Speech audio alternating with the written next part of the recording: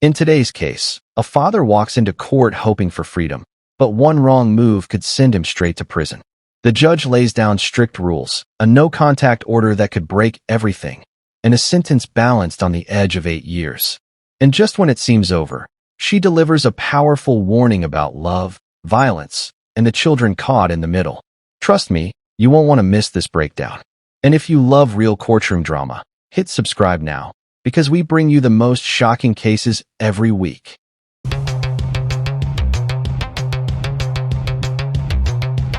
Haynes, Yes, ma'am.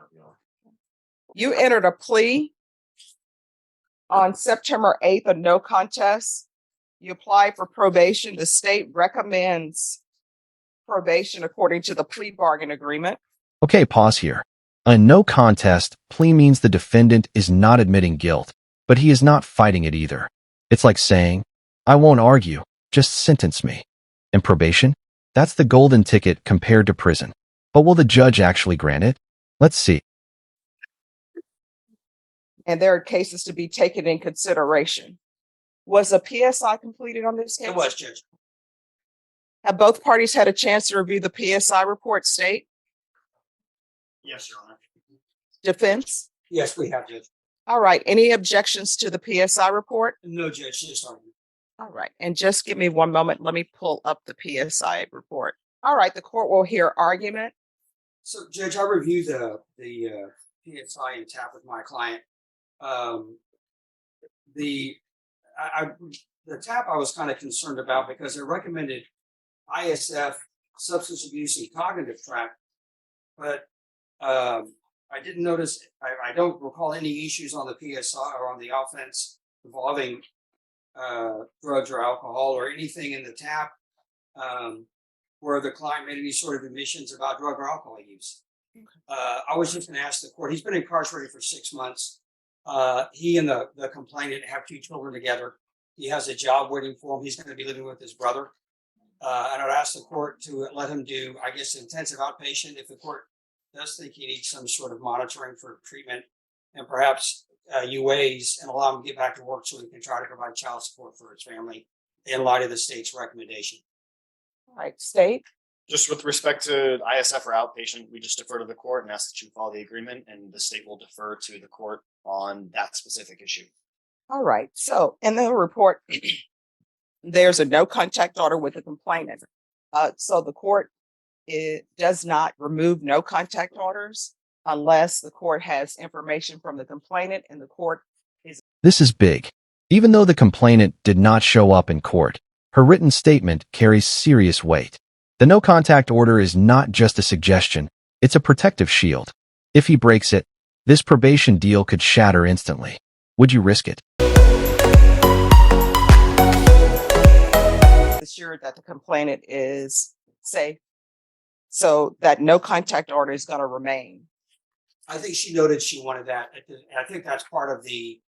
She gave a statement in the PSI stating that she didn't want to come to court, but she wanted the no contact order to stay in place. So obviously, if they have some sort of change in the future, he'll need to get a lawyer to approach the court about it. Okay. And state, is the complainant aware that he is going to be released today? Yes, Your Honor. I believe that's correct. She noted that in the she was okay with the probation. All right. And how old are the children? 3 and 4.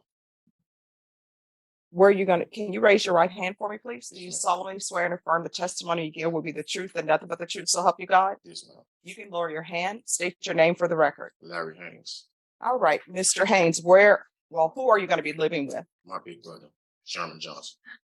Does he know you're going to be living with him? Yes, ma'am. Does he want you living with him? Yes, ma'am. Does he have any children? No, ma'am. Is he living by himself? No, my sister-in-law. Okay.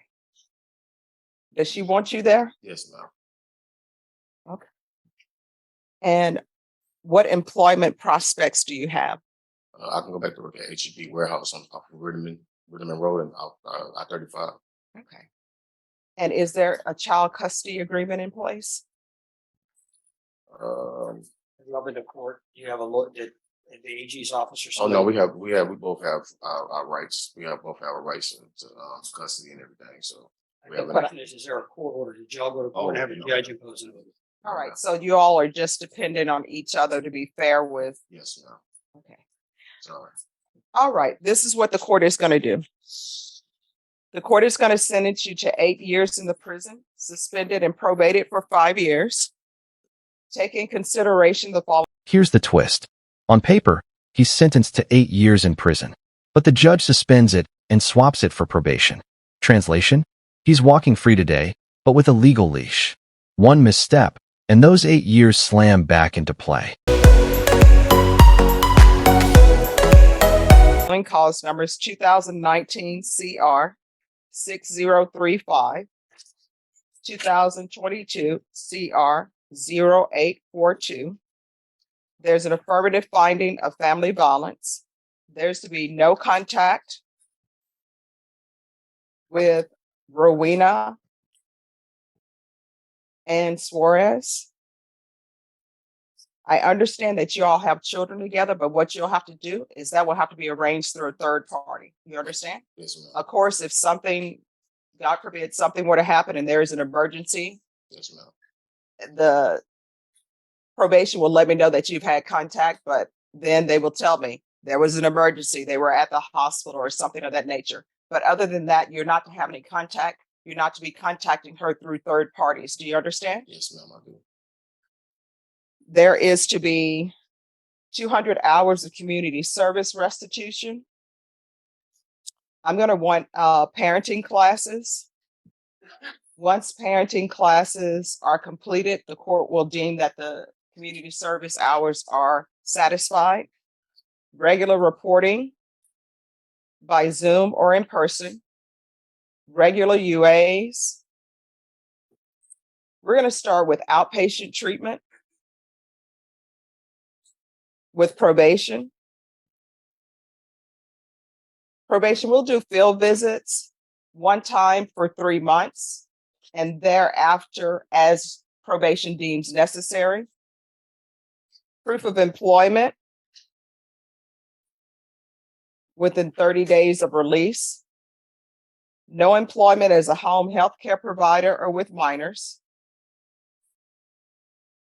There should be no unsupervised contact with minors until you've had at least 2 parenting classes. Yes, ma'am. And they're asking, and it's listed outside the plea bargain agreement, but this is an assault case. So I'm going to grant the BIPP program unless defense you have a reason why that shouldn't be. Judge, I don't think so. I mean, I think it's probably appropriate based on the circumstances. All right. And the BIPP course. Probation, is there anything else he needs? It was completed. Yeah,